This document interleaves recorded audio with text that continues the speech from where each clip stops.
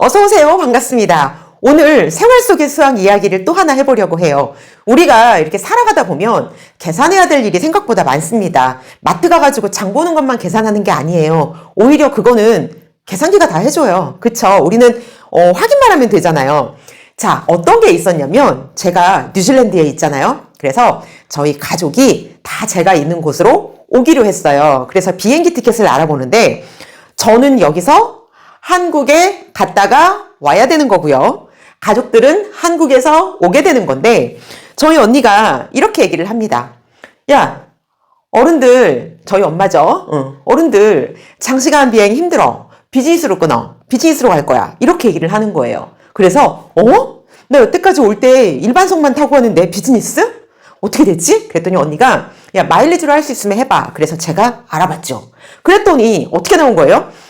성수기 때의 마일리지와 비수기 때의 마일리지가 당연히 다르죠. 당연히 다르죠. 그래서 요걸 갖다가 계산을 해봤습니다. 어떻게 하는 게 좋을지. 자, 한번 볼까요? 표를 한번 볼게요. 어떻게 되나. 제가 실제로 조사한 거를 표로 정리를 해봤거든요. 수학 선생님 답죠? 비교 깐깐히 해야지. 현금으로 하게 됐을 때 일반석 왕복하면은 제가 알아본 날짜에 금액이 153만 5,300원입니다. 갔다 왔다. 그리고 마일리지로 하게 되면 비수기 때에는 왕복이 35,000 해가지고 7만 마일리지고요. 성수기 때에는 막 바쁠 때죠. 비쌀 때. 이때에는 왕복해서 10만 5천 마일리지입니다. 그리고 비즈니스석을 갈 때에는 왕복 금액이 428만 7,700원. 되게 비싸죠. 그리고 비수기 때에는 마일리지로 계산을 하게 되면 12만 5천 마일리지. 그 다음에 성수기 때에는 18만 5천 마일리지입니다. 이게 지금 무슨 상황이냐면요. 똑같은 비행기를 타고 가는 거예요. 뭐 어떤 특별한 게 아니라 똑같은 비행기를 이렇게 현금가를 줄래? 이렇게 마일리지를 줄래? 이렇게 되는 거예요. 그런데 제가 막 고민을 해보니까 비수기와 성수기, 제가 그 선택하려고 하는 날짜를 고민을 해보니까 비수기와 성수기가 딱 하루가 걸려 있는 거예요. 그러니까 예를 들면 오늘까지는 성수기인데 그 다음날 하루 지나니까는 비수기야. 이런 거 있을 수 있죠. 그 날인 거예요. 그래서 일단 성수기는 어떻게 된다? 너무 비싸기 때문에 얘는 어떻게 된다? 아유, 얘는 꿈도 못 꾸겠다. 너무 비싸다. 왜냐하면 성수기 때 하루 차인데 1일 차이. 하루 차인데 18만 5천을 주고 간다? 그러면 아까 뭐라 그랬죠? 비행기 한번 타고 가는데 장거리 있죠. 장거리가 3만 5천 마일리지인데 얘 5번 하고도 더 나와요. 그러니까 얘로 왕복 할 거를 얘는 왕 하고 또 더 남아. 이 더 남는 거는 다른 동남아나 이렇게 갈 때 약간 업그레이드 해서 갈 수 있는 그런 마일리지거든요. 그러니까 얘가 아유 너무 커. 그래서 얘는 하지 말고 날짜를 하루 이렇게 변경하자. 그래가지고 우리는 비수기 요금으로 가자. 그랬는데도 얘가 7만이고 얘가 12만 5천이야. 얘는 150만 원이 넘고 얘는 400만 원이 넘어.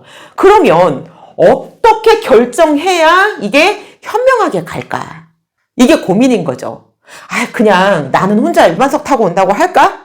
그것도 아닌 것 같고. 그죠? 비즈니스 장거리 탈 때 되게 좋거든요. 확실히 일반석으로 여기 올 때 거의 비행시간이 11시간이 넘는데 막 기다리는 시간까지 하고 나면 꼼짝없이 앉아가지고 올 때의 그 한 회복 속도가 한 이틀은 걸려요.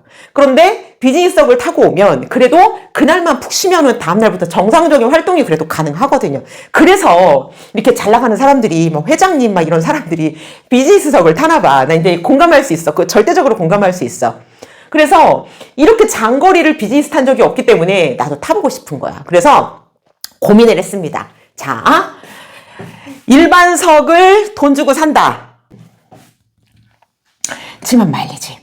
그런데 내가 얘를 2번을 왕복한다. 이렇게 생각을 해봤었어요. 그러면 왕복을 2번. 일반석 왕복을 2번 할 때의 금액을 따져보니까 이거 2배 아니면 마일리지로 2배 이렇게 되겠죠. 자, 이렇게 나왔습니다. 이렇게. 그래서 만약에 내가 일반석을 돈 주고 2번 왕복하면 한 307만 원 정도 들어요. 그리고 만약에 마일리지로 2번 왔다 갔다 이렇게 한다면 그러면 얘는 14만 마일리지가 들어갑니다. 그죠? 근데 내가 얘를 비즈니스로 한 번 왕복을 하게 되면 돈으로는 이 돈을 줘야 합니다. 그리고 이 마일리지를 줘야 돼요. 그러면 여기서 차이가 얼마가 나죠? 그쵸? 15,000 마일리지가 얘가 더 들어가는 거야. 그러니까 이왕이면 금액은 훨씬 차이가 나고 120만 원 정도 얘가 더 비싸고 마일리지는 얘가 더 싸. 그러면 어떤 게 현명하다? 어떤 게 현명해요? 비즈니스 타기로 결정을 했다. 그래서 저는 어떻게 하기로 했냐면 이 비즈니스석을 이렇게 결정을 했습니다. 그리고 예약을 합니다. 그런데 어떤 일이 벌어졌냐 하면 저는 결국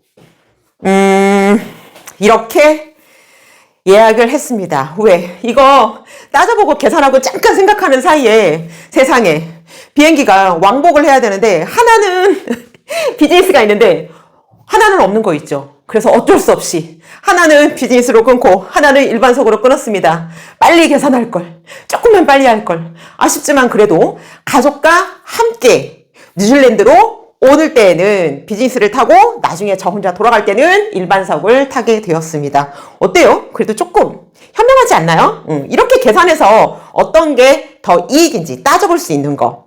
요거 괜찮지 않나요? 그죠? 오늘은 마일리지 가지고 비행기를 티켓을 예약할 때 현금이나 마일리지가 나? 요거를 계산을 해봤습니다. 여기서 약간 더 깊게 들어갈 것이 있기는 해요. 뭐냐 하면 현금으로 계산을 했을 때에는 마일리지가 더 쌓이게 되고요. 그 다음에 마일리지로 탑승을 했을 때에는 쌓이는 마일리지는 없습니다. 그거까지 더 계산을 하면 좋고 그 다음에 비즈니스석으로 마일리지를 끊는다고 했죠. 그러면 요럴 때에 요렇게 마일리지로 결제를 할 때에 유류할증료가 조금 더 붙기도 합니다. 그래서 더 디테일하게 들어가면 그 금액까지 따져봐야 하는데 여기서 그 계산을 하면은 여러분 골치 아플 거예요. 요 정도만 따져보셔도 어느 것이 이익인지 알 수 있겠죠? 네, 비즈니스 탄다!